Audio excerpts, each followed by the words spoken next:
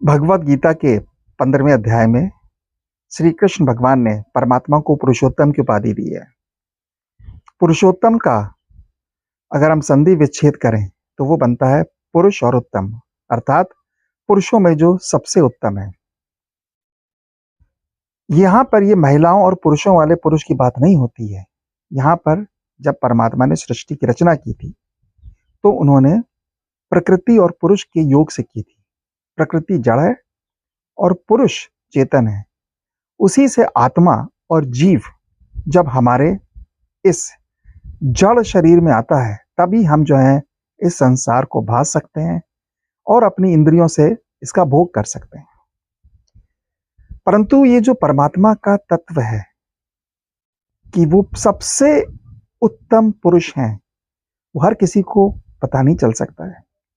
यहाँ तक कि 11वें श्लोक में लिखा है, यतंतो योगिन, अर्थात जो यत्न करने वाले योगी हैं, जो प्रयत्न करते हैं, वही इस बात को समझ सकते हैं कि परमात्मा का तत्व क्या है।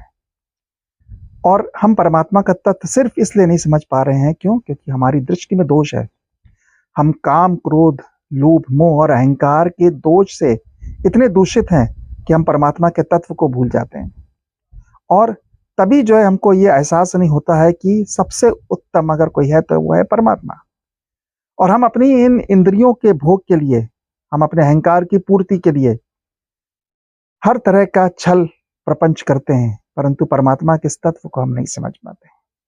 तो ये जब 15वें अध्याय में श्री कृष्ण भगवान पुरुषोत्तम की उपाधि दे रहे हैं तो हमको ये आभास कराने का प्रयत्न कर रहे हैं कि पुरुषों में जो सबसे उत्तम है, अर्थात जो चेतना हमारे अंदर आ रही है, वो जो सबसे उत्तम है वो है पुरुषोत्तम। और जिस दिन हमको परमात्मा के इस तत्व का जानकारी हो जाएगी तो हम परम धाम जाने के योग्य हो जाएंगे। और जो हमारा ये जो 84 लाख योनियों का चक्कर है और मरण जीने का और जो जितने क्लेश हम लोग झेल रहे हैं, हम इन सब चीजों से मुक्त होकर परम धाम जाएंगे और मुक्त हो जाएंगे।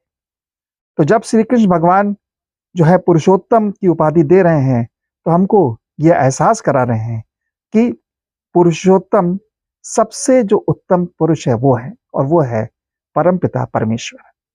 ओम नमो भगवते वासुदेवाय।